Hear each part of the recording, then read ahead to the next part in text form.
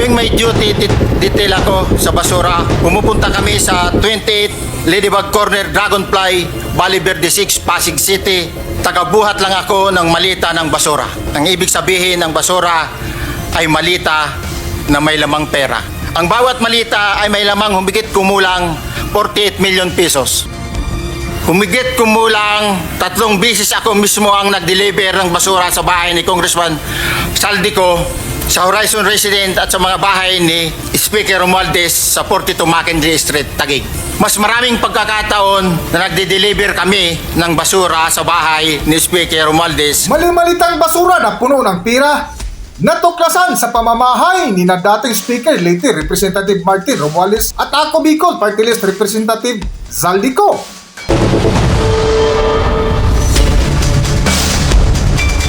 Trending at mainit ngayon na pinag-uusapan, mapapubliko man o social media ang ibinuking ng dating Marines at dating security aide o consultant ni Ako Bicol Party List Representative Zaldico na si Orly Regala Gutiza na nagsabing personal siyang naghatid ng mga basurang mali-malitang pira sa bahay ni na Zaldico at dating Speaker at kasalukuyang Leyte Representative Martin Romualdez. Na ayon pa kay Orly Regala Gutiza, may specific na delivery rota para sa mga malita na kanilang dala papunta sa Valle Verde 6, Pasig City. Asher, gaano kadalas nakapagpadala ng pera ang naturang security aid kay Congressman Zaldico at kay dating House Speaker Martin Romualdez?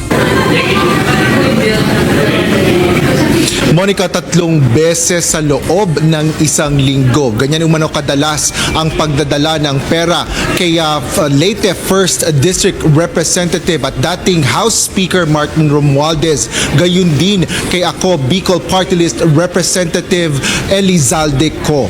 Yan ang sinabi ng dating security aide ni Congressman Zaldico na si Orly Guteza sa pagdinig ng Senate Blue Ribbon Committee. Ayon kay Guteza na dating sundalo sa Philippine Marines, December 2024 nang nagsimula siyang magsilbi bilang security consultant ni Congressman Zaldico. Nagre-report umano siya tuwing umaga sa tirahan ng kongresista sa Horizon Residences sa Bonifacio Global City. Tuwing may duty detail ako sa basura, pumupunta kami sa 28 Ladybug Corner, Dragonfly, Valle Verde 6, Pasig City. Tagabuhat lang ako ng malita ng basura. Ang ibig sabihin ng basura ay malita na may lamang pera. Ang bawat malita ay may lamang humigit kumulang 48 million pesos.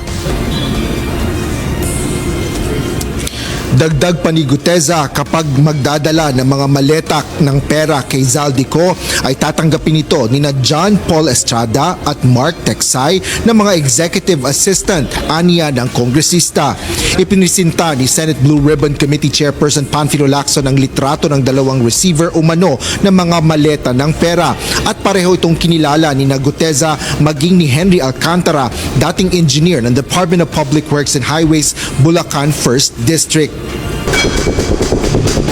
Sa patuloy nga ng pagbahagi ng dating aide ni Ako Bicol Party List Representative Zaldico na si Orly Gutiza na dito raw nagsimula ang biyahe at isang ehemplo sa kanyang nasaksihan ay si Congressman Eric Yap ng ACT-CIS Party List na nagdala ng 64 o 46 na mali-malitang basura na puro pera ang laman ng ibinaba sa bahay ni Zaldico sa Valle Verde 6 Horizon Residence, Taguig City. Humigit kumulang 3 beses ako mismo ang nag-deliver ng basura sa bahay ni Congressman Saldico, sa Horizon Resident at sa mga bahay ni Speaker Romualdez sa 42 Mackenzie Street, Taguig. Mas maraming pagkakataon na nagde-deliver kami ng basura sa bahay ni Speaker Romualdez at sa bahay ni Congressman Saldico. Ayon pa kay Guteza, isang pinakamalaking na-i-deliver nila ay mula kay ACT-CIS Party List Representative Eric Yap.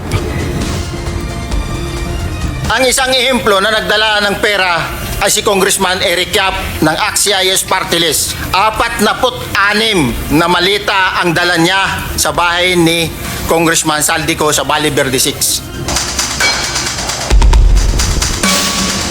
Dagdag pa ng ibinahagi ni Orly Gutiza na pagdating nila sa Horizon Residence ay dumiritso sila sa basement upang maibaba ang nasabing baso-basurang pira at dalhin sa unit ni Congressman Zaldico sa 56th floor na bago nila ibaba muli ang nasabing basura ito ay bawas na. Nadagdag pa sa kanyang salaysay ay muli nilang ibaba ang 53 o 35 na malita para i-deliver sa bahay ni House Speaker Martin Romualdez sa 42 McKinley Street, Taguig City.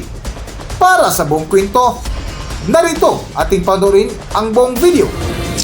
Ayon pa kay Guteza, may lamang 48 million pesos ang bawat maleta na dinala kay Zaldico. Pagkatapos aniyang mabilang ang mga pera, isinakay ang mga ito at dinala sa condo unit ni Congressman Zaldico sa Taguig City. Bago ibaba ang nasabing basura, ito ay bawas na. Halimbawa, nag-akyat kami ng 46 na malita. Ibababa lamang namin ay 35 malita para i-deliver sa bahay ni House Speaker Martin Romualdez sa 42 McKinley Street, Taguig. Ang 11 malita ay naiwan sa taas ng 56th floor sa Horizon Residence. Maraming salamat, Your Honor. Mr. Chair, can he proceed? You may proceed.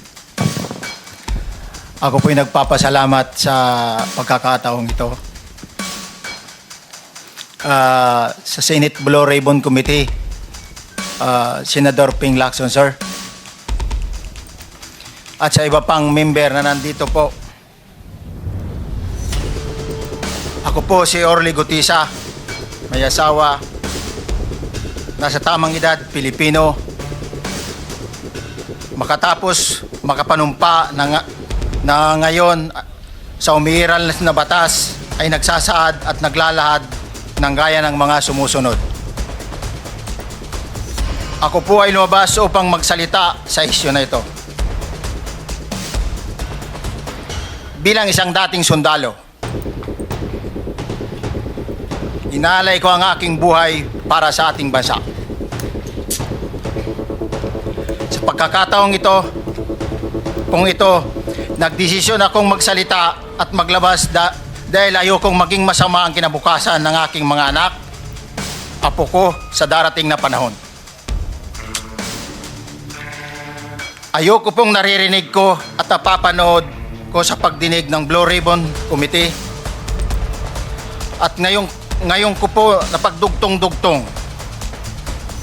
yung naging partisipasyon ko po sa anomalya at korupsyon na ginawa at lumalabas sa hearing na ito.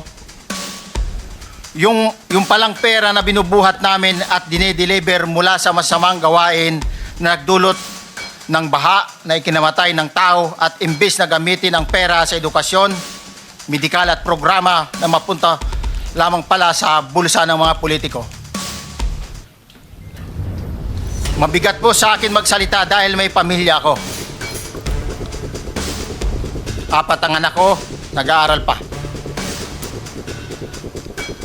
May asawa ako at nangangalaga sa aking mga anak at marami akong kasama sa operasyon na may kinalaman sa ibabahagi ko sa inyo. Nagtatrabaho lang po kami ng mga kasama kong sundalo sa Philippine Marines. Huwag sana isipin na aking mga kasama na nagtatraidor ako. Ako sa aming trabaho at pinagsamahan dahil pare-parehas kaming may pamilya at gusto lang naman naming ayusin ang kinabukasan ng bawat isa. Wala akong iniisip na kapahamakan para sa kanila, bagkus ang gusto ko lang maayos ang kinabukasan ng bayan at lahat kami. Noong December 5, 2004, na-hire ako bilang security consultant sa Ako Bicol Party List or AKB kay Congressman Zaldico. At nasimula ng duty ko kay Congressman Zaldico. Bawat umaga, nagre-report ako sa BGC sa Horizon, sa Bonifacio Global City, kung saan nakatira si Kong Zaldico. Tuwing may duty at detailed ako sa basura, it means itong basura, ito yung box ng pera na pinag-uusapan natin sa kasalukuyan. Mr. Gutesa, mag-stick ka lang sa binabasa mo. Huwag ka nang nag-a-adlib. Kung ano yung nandito, basahin mo lang. Yes, Your Honor. Tuwing may duty detail ako sa basura, pumupunta kami sa 28 Ladybug Corner, Dragonfly, Valle Verde 6, Pasig City. Tagabuhat lang ako ng malita ng basura. Ang ibig sabihin ng basura ay malita na may lamang pera. Ang bawat malita ay may lamang humigit kumulang 48 million pesos.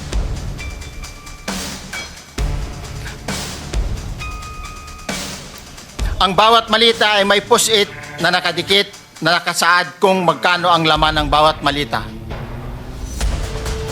Tuwing may duty detail sa basura, may pumupunta na tao na magde-deliver ng basura at nire-receive ni John Paul Estrada at Mark Tiksay. Ang mga executive assistant ni Congressman Saldico at sila ang mga detailed sa mga ganyang activities. Ang mga nangyayari kapag duty kami sa basura, kalimitang dinadala sa bahay ni Congressman Saldico sa Valle Verde 6 at tinatanggap naman ni Mark at ni Paul. Pagkatapos naming may baba ang nasabing basura, ipinapasok sa bahay ni Congressman Saldico sa Valle Verde 6 at binibilang ni Mark at ni Paul. Alam ko na ang laman ng malita ay pera sapagkat nakita ko si Paul na binuksan ang malita at inilabas ang laman para bilangin. Ang isang ehemplo na nagdala ng pera ay si Congressman Eric Yap ng AXIS Party List. 46 na malita ang dala niya sa bahay ni Congressman Saldico sa Valle Verde 6. Pagkatapos mabilang, isinakay namin sa mga sakyang patungo sa Horizon Residence sa Taguig. At dumiretso kami sa basement upang may baba ang nasabing basura. Bago ibaba ang nasabing basura, ito Merong napuputol sa binabasa mo eh. Huwag kang magmadali. Huwag kang magmadali. naputol na. Ulitin mo yung paragraph 20. Pagkatapos mabilang ang sinasakay namin sa mga sakyang patungo sa Horizon Residence Taguig.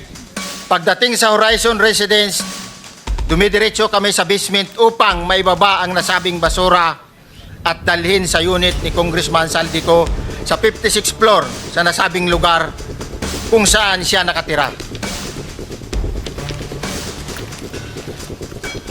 Bago ibaba ang nasabing basura, ito ay bawas na. Halimbawa, nag-akyat kami ng 46 na malita.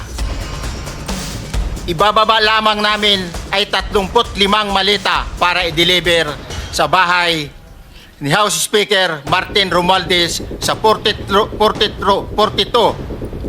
McKinley Street, Taguig. Ang labing isang malita ay naiwan sa taas ng 56th floor sa Horizon Residence. Humigit kumulang 3 beses ako mismo ang nag-deliver ng basura sa bahay ni Congressman Saldico sa Horizon Residence at sa mga bahay ni Speaker Romualdez sa 42 McKinley Street, Taguig. Mas maraming pagkakataon na nagde-deliver kami ng basura sa bahay ni Speaker Romualdez at sa bahay ni Congressman Saldico dahil iba-iba kaming mga nakadetailed na close-in, backup at advance party na nagkakaroon ng rotation. Sa huli, ako po ay nagnanais na mapasailalim sa Witness Protection Program dahil alam ko po nanganganib ang buhay ko at ang aking pamilya sa ginawa kong paglalahad na ito. Sa katotohanan na ang lahat ay nilagdaan ko, ang salaysay na ito ay kusang loob at walang anumang pamimilit at bunsod lamang ng hangarin matulungan ang ating bansa. Ito po ay nilagdaan ko, Your Honor. Hanggang dito na lang muna ang ating video at kung nagustuhan nyo, huwag kalimutan mag-subscribe at pindutin nyo na rin ang notification bell para ma-notify kayo sa ating susunod na video. Maraming salamat!